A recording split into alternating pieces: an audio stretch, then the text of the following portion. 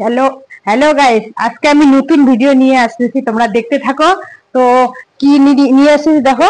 ভাদ্র মাসে মানা খাইতে হয়, তো মানা খাইতে নিয়ে আসছি। তো মানা ছেকা আজকে বানাবো। হ্যাঁ, সবাই জানে আমাদের বাঙালির মধ্যে মানা ছেকা খাইতে হয় ভাদ্র মাসে।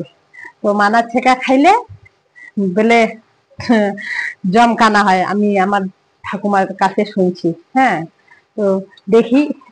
এখনকার মানুষ তো 55 বছরে টেকে না, 50 বছরও টেকে না।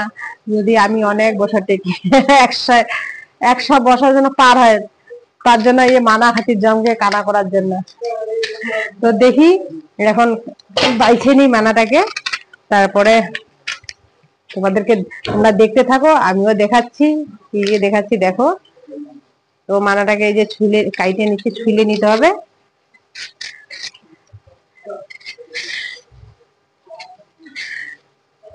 আমি শুনছি মানা কাটলে কথা বলা যায় না, তবুও কথা বলতেছি।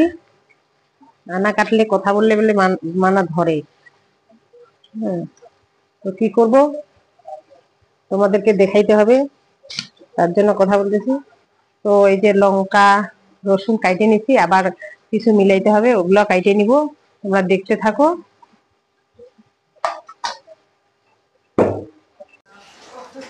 তোমরা দেখো, আমার মানা বেচা হয়ে গেল। তো এখন রান্না করতে হবে। তো করতে তো হবে, আমাকে একটু রেস্ট নিতে হবে। আর চুলকাচ্ছে, ধরতেছে। আমাদের রাজবংশী খাওয়া তো খাইতে হবে এইটা, আর ধরতেছে এইটা। মজা তো আমাদেরকে বুঝতেই হবে, কি মজা। আমি থাকতেই পারতেছি না, আবার রান্না করতে হবে। একটু রেস্ট নেই, কি তেল টেল লাগাই নেই। তো কাটার পরে একটু ভাপাই নিচ্ছি, সিদ্ধ করে নেই, জলটা ফেলাই দিই, পুরো ধরতেছে, তাহলে ধরবে না, তাই না? তো ভাপাই নিচ্ছি, দেখো তোমরা করে ভাপাইতে হয়। সিদ্ধ করে নেওয়ার পরে যে একটু ভাইজে নিচ্ছি, কষাকষি করে নিয়ে নিই, তাহলে মানা সেন্টটা করবে না, আর ভালো লাগবে। একটু কষিয়ে নিচ্ছি, তারপরে ছেঁকা দিয়ে দিব। এই শুকটি মাছ সব পুরা হয়ে গেছে, লঙ্কা রসুন আদা সব মিক্সারে দিয়েছি, এটা বাইটে নিব।